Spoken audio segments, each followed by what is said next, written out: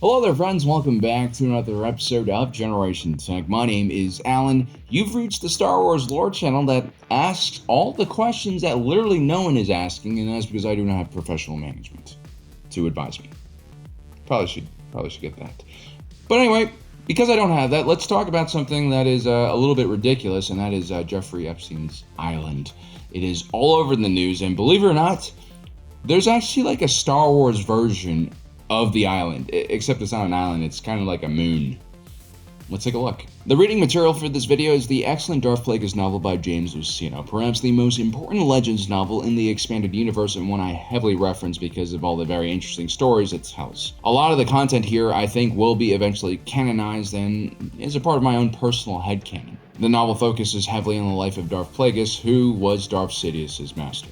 So Plagueis was immune, and he was born to a mid-level kind of executive within the intergalactic banking clans, of course the largest banking network in the galaxy. Plagueis' birth was actually carefully planned by his own master, Darth Venomous. Darth Venomous wanted to create a powerful apprentice, one with ties to the IGBC, because unlike other Sith that came before him, he kind of understands how the galaxy actually works. Venomous and Plagueis were kind of unique as far as Sith Lords go, and that's because of their personality. They're very pragmatic, rational individuals. They are very analytical, and what they weren't was emotional, passionate, full of anger and in fear, your typical dark side emotions.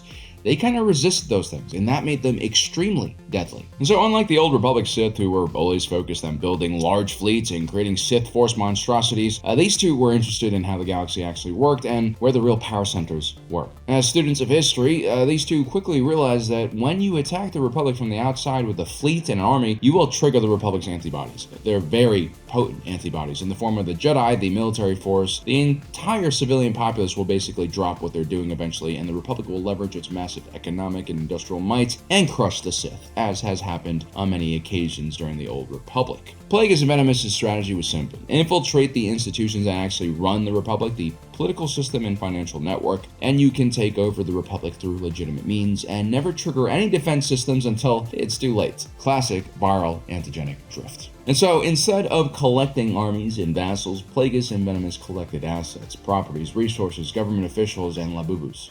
Your master wants What kind you of deal to... did you make with him? I didn't. We didn't exactly. I just owe him. You know how he is. He collects people. I've never seen his face. Have you? And Darth Plagueis ran this all through his public persona of Damask, who would eventually be in control of the family's conglomerate known as Damask Holdings. Plagueis would use Damask Holdings to create a network of subsidiaries and shell companies to acquire huge amounts of assets without anyone really figuring out who was doing it, taking full advantage of the Republic's advanced capital markets and loose financial regulations. Damask Holdings was basically the perfect organization for the Sith to manipulate the galaxy and not have everyone trace kind of their presence back to them. Seemingly unconnected corporations, organizations, and institutions working in conjunction with each other to achieve a larger goal to destabilize the galaxy, all connected by an invisible Sith spiderweb. It's actually quite brilliant. The most important position that Damask Holdings had in their portfolio was the intergalactic banking clan. Plagueis, as Damask, had a seat on the board of this powerful bank, and that was very much his public-facing role and position. This position allowed him to walk and mingle amongst the galactic elite, allowed him to make connections with people and collect influential individuals who could aid the Sith in their grand plan to take over the galaxy. And of course, Damask Holdings wasn't just a normal company with financial analysts looking for good deals. He also had spies and enforcers, infiltrators, all sorts of crazy people who could help the Sith create whatever kind of chaos they wanted to create. Damask Holdings' army of finance bros were also used to really twist and shape the actions of the many companies Damask Holdings had shares in. You could say that Damask placed a lot of activists on boards to kind of just shake things up, right? For instance, one of the things that Damask Holdings really liked to do was control companies that were connected to commodities. One of their most prized holdings was the mineral rights to Megiddo's Tabana gas, Lamite, and Noviana crystal deposits. They were also involved in the agricultural sector and also the energy sector and a lot of other things. Plagueis could technically control the price of these commodities or create artificial shortages that would of course affect entire supply chains and the people and planets who depended on them. This allowed the Sith to essentially twist the arms of entire planets, companies, or whatever entity they're trying to control without them actually knowing it was the Sith. It's brilliant because Damask had basically strings everywhere. He was pulling it from all sorts of directions. It's not surprising that the big concentration of Damask Holdings resources were placed in the Outer Rim, where you have a plethora of newer and hungrier startups who were very intense and focused on growth, but also capital poor and in desperate need of backing and also guidance. In a lot of ways, Damask Holdings was also like Google Capital, right? If your startup gets approved for funding from Google Capital, you're good. You're set. Everyone else is going to hop in on that train because that's the kind of branding you have with Damask Holdings. But the truth about this company was it destroyed things everywhere it went. I mean, just take a look at Damask Holdings' relationship with conglomerates like Outer Rim Resource Development and the Trade Federation, the latter which played a central role in the Naboo blockade crisis and the creation of the Separatist Alliance. The Sith were very hands-on with the Trade Federation, having helped orchestrate a hostile takeover of the board. And by hostile, I do mean they killed everyone on board and,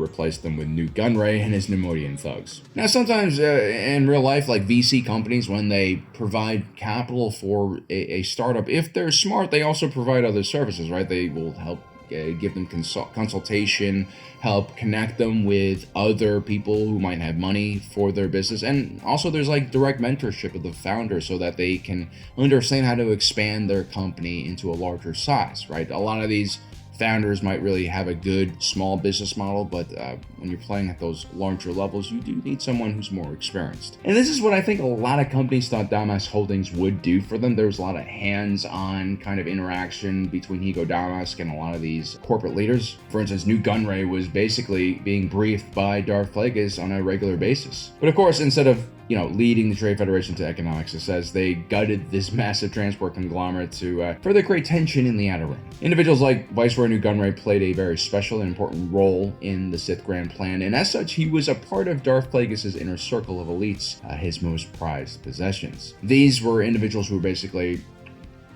very key to whatever operation or plan the Sith were carrying out at that moment, whether it be starting the Kaminoan cloning project or meddling with local elections on Naboo to make way for a plasma mining project below the surface. Now, Plagueis would meet with this inner circle on an annual basis. This meeting was held on the moon of Sojourn, also known as the Hunter's Moon. Located in the Carrion sector of the Outer Rim, the IGBC initially bought Sojourn Moon as kind of a retreat for their executives. They built a big fortress there for people just to hang out and relax. And Darth Plagueis returned it into a personal lair of sorts, a Sith lair, where he trained his apprentice, Palpatine, and also performed various Sith experiments in a massive state-of-the-art laboratory. This is where Plagueis relearned ancient Sith alchemy techniques that allowed him to create life from the Force itself. He also managed to cheat death by forcing a deceased individual's midichlorians back into his body.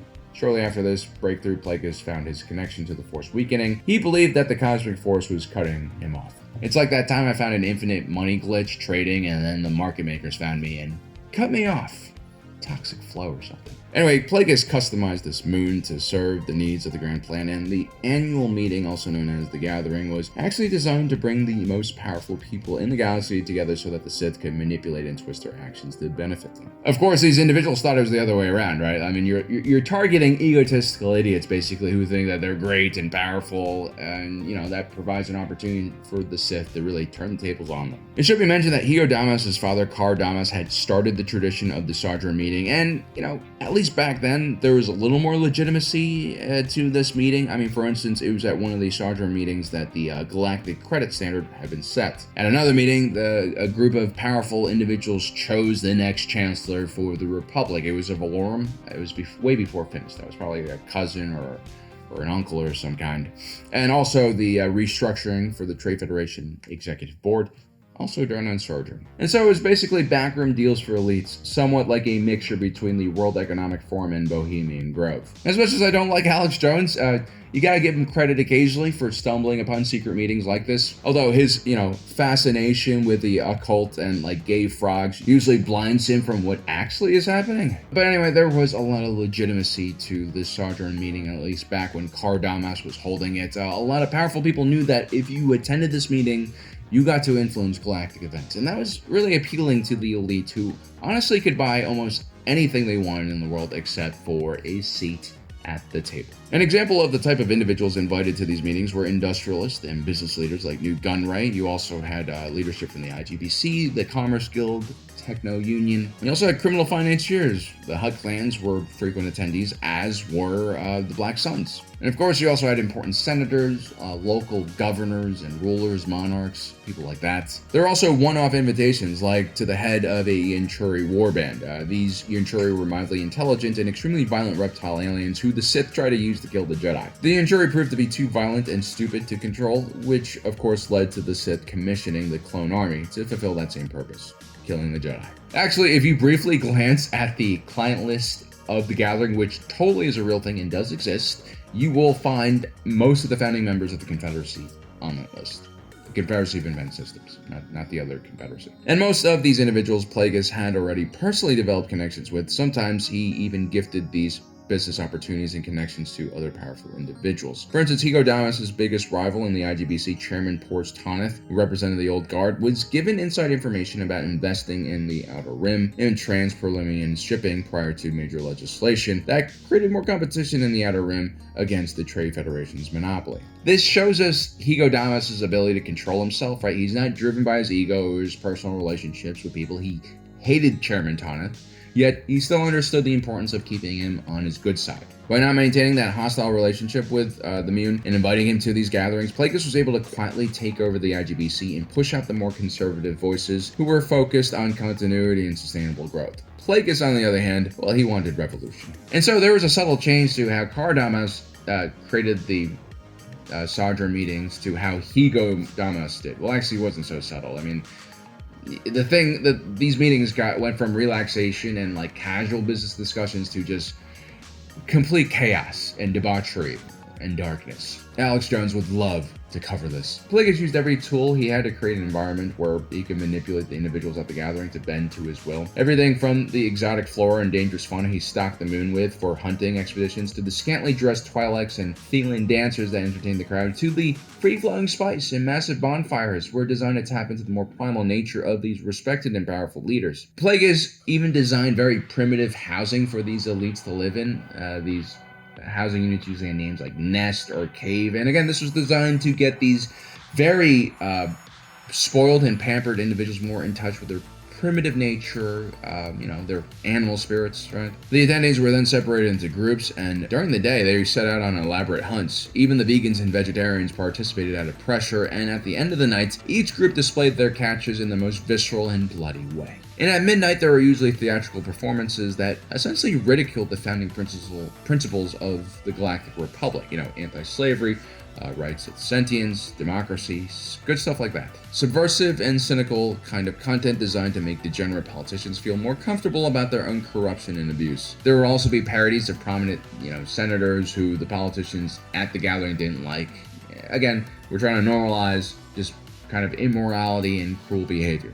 If you pay close attention, you'll also notice that Sith artifacts and symbols are incorporated into these rituals as well. And so with all of these elite individuals, sexed up, spiced up, drunk, and blooded, well, they're much more pliable and much more ready to make shady deals with Darth Plagueis. It's basically Sith entrapment. For instance, Garjula the Hutt, the owner of Shmi and Anakin Skywalker before Watto, often attended these meetings and on one occasion asked for Higo Damask's support and blessing to take over Tatooine. In return for this investment from Damask Holdings, Garjula the Hutt promised a share of revenue from the Butna Eve pod race that she was organizing, slated to be one of the biggest events in gambling and sports in the sector. But Higo Damask had another request. He actually wanted Garjula the Hutt to negotiate a peace settlement between the Dug and Black Suns on Al Hutta, which would create a more stable and predictable underworld, which allows Higo Damask to operate more freely. Of course, Jabba the Hutt would attend a separate Sojourn meeting and request that Damask Holdings cut off funding for Garjula the Hutt, which of course does happen, leading to Jabba's takeover. The Sith probably liked Jabba's cutthroat nature and saw him as a more useful ally.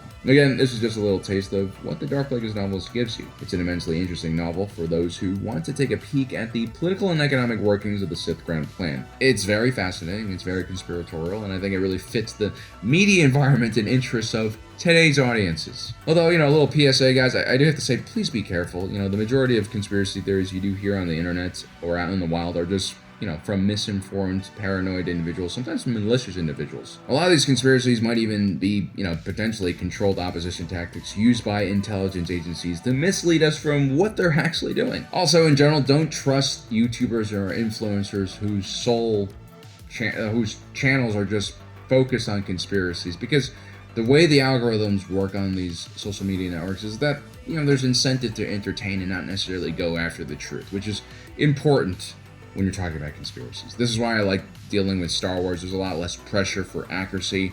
If I mess up, I don't really care what happens as much. Like, so what if 1,000 Kaminoans actually get killed in an anti-dolphin rising because I might have inferred that they turned failed clone batches into protein squares. So yeah, guys, I hope you enjoyed today's video, our little adventure to Sojourn Moon. It is, again, one of the more fascinating stories in Star Wars. I definitely recommend you guys check out the Darth Plagueis novel.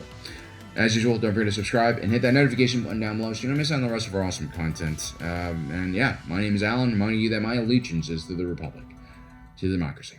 I'll see you next time.